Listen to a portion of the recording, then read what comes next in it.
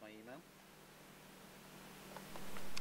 Mark and I have grown vegetables in our polytunnels for some time. We're crazy about them, so we decided to write the definitive book for others who are interested in doing the same thing. You might prefer to buy a polytunnel than a greenhouse because you can cover twice the area for half the price. Having a polytunnel also means that I can be eating fresh food from it even in the depths of winter when a greenhouse would be standing idle. This polytunnel is 24 by 14 feet, but if your garden's a bit tight on space you can get one as small as 6 by 8, and then if you want to extend it later you can just add another hoop. Putting a polytunnel up is very easy.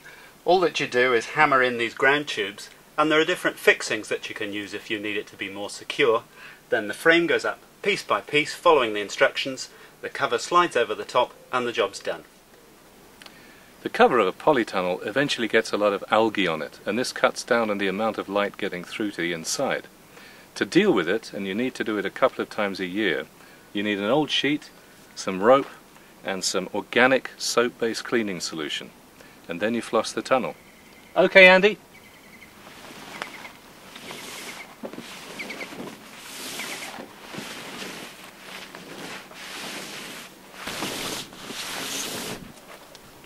People often ask me how long these things last. Well, a properly erected polytunnel will stand up to storm force winds up in the Orkneys, and the cover should last for at least 5 years, sometimes a lot more.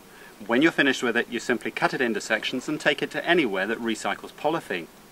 And you can also collect rainwater from the polytunnel into a water bud for irrigating your crops.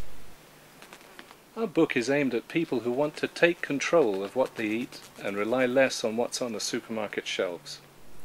And with a polytunnel, not only can you have your own organic food all the year round, but you can save money, especially in this unstable economic climate with its rising food prices and increasing fuel costs.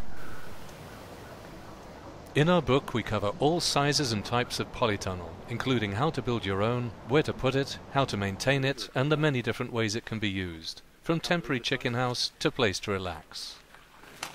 If you really get bitten by the polytunnel bug, this is what you can do.